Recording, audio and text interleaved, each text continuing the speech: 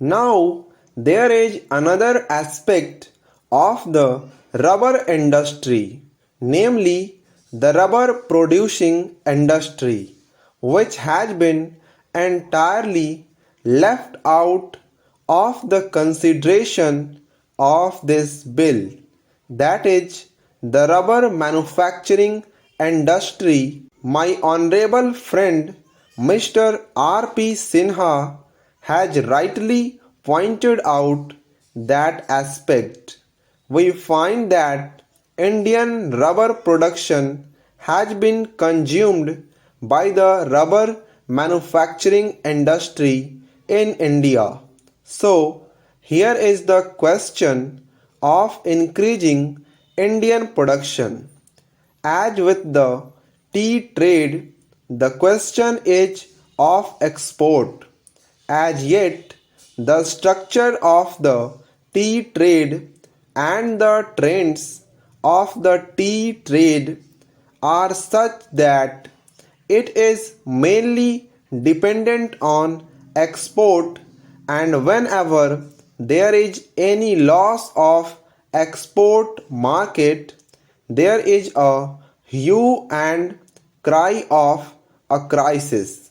But in the case of the rubber industry, all the rubber produced in India is consumed by the rubber manufacturing industry in India. Rubber is a very important commodity, and this industry should also be developed here. There is a deficit in Indian production, so the government thinks of allowing import of rubber. If the production of rubber is increased by 27,000 tons a year, that will be consumed in India. That is all very true. So, my point is that in connection with the development of the rubber industry, we cannot leave the rubber manufacturing industry out of our consideration. These are closely connected with one another. Para, coming to the question of the rubber manufacturing industry, my friend Mr. R.P. Sinha has rightly pointed out that it is also dominated mainly by foreign companies. The rubber manufacturing industry in India produces various types of rubber goods from tires to waterproofs and other rubber materials. They produce tires and tubes, cables, general mechanical goods, including roofing, footwear, and so on.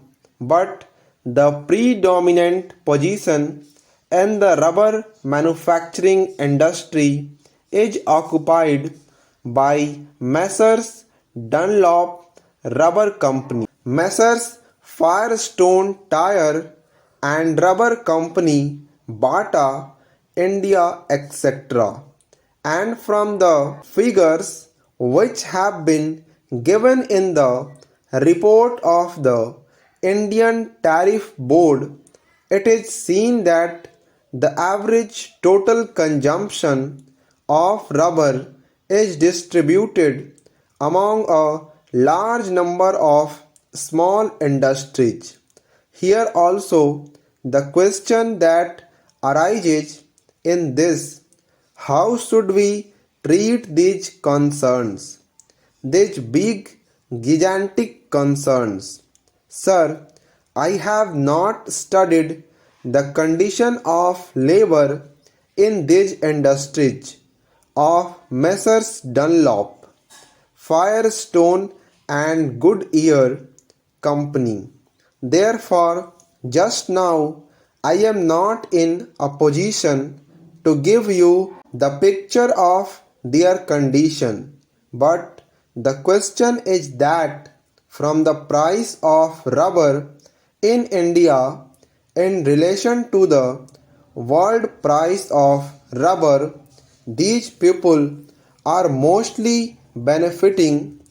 It is true that prices cannot be fixed in such a way that the big concerns will pay one price for the rubber and the small concerns will pay another price for rubber.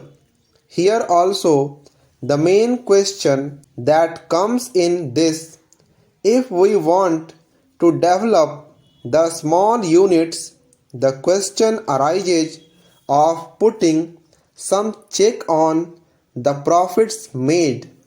These big foreign concerns must go. It is they who are taking all the advantage of the present position in India. About that aspect, I find that there has been no mention in the bill and there was no indication in the speech of the Honorable Minister for Commerce.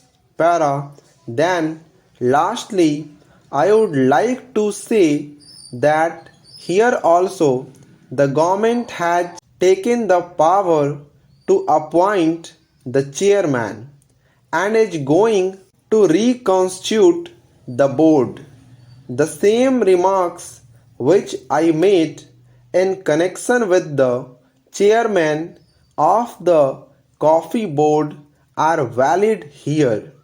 If it is the intention of the government to break the domination of the foreign rubber growers or big rubber growers in the rubber board, I think it will be circulated to honorable members later on. Let there not be any foreign representation on the board. If the government is not prepared to accept that suggestion, then also it can take certain other minimum steps. It can increase the representation of small growers. It can increase the representation of labor. The representation of small growers has been increased by one, but the representation of labor should be increased. I do not suggest the number now.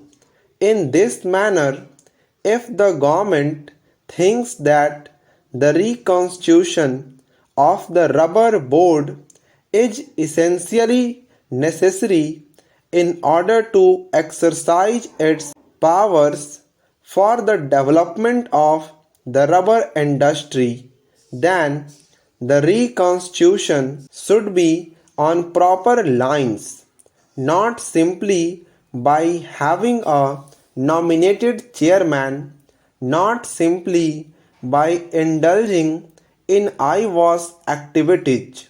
The government should do everything to check the big foreign interests and big growers. Mr. Vice Chairman, as has been pointed out, we have a series of similar bills.